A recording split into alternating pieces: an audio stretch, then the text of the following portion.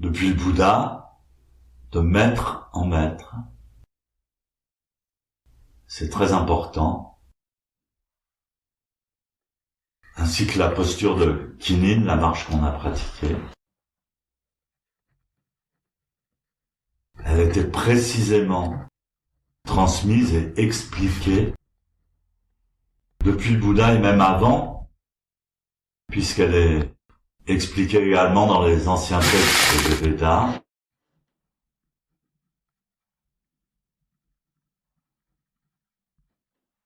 Notamment dans la Bhagavad Gita.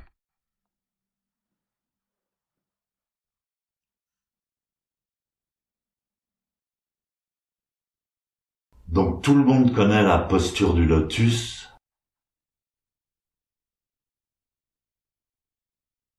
qui est pratiquée dans de nombreux exercices de yoga.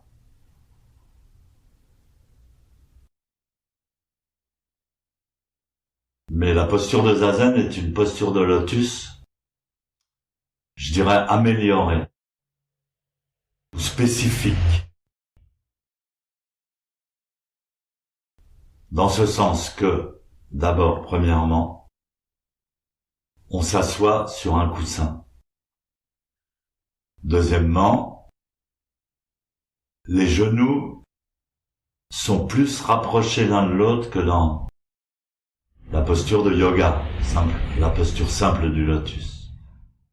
Donc dans la posture de Zazen, on doit rapprocher un maximum les genoux.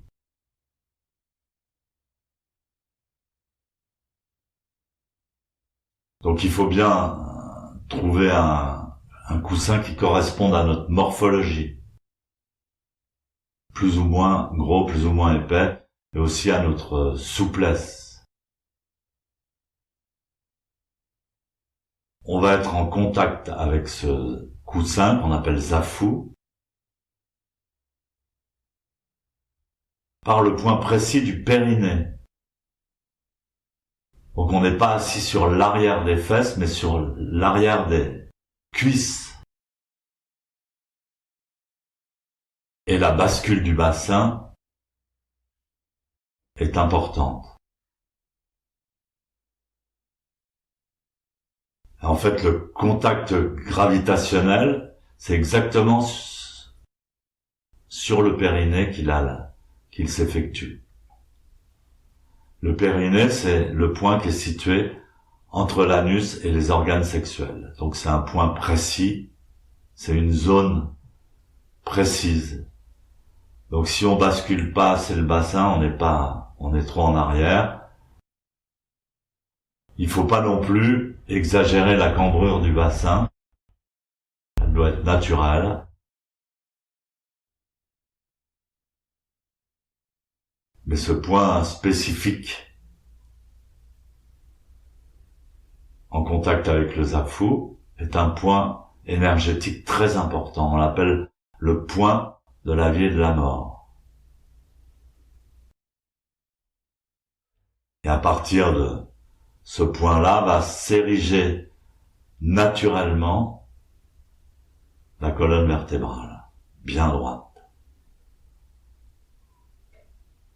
Il y a un canal énergétique donc qui va de ce point du périnée et qui traverse le corps jusqu'au sommet du crâne, c'est-à-dire à la fontanelle.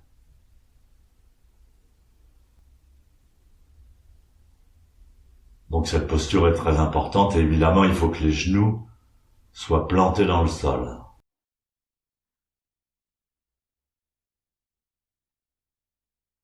Et en poussant plus ou moins les genoux contre le sol, on va régler, ajuster sa posture.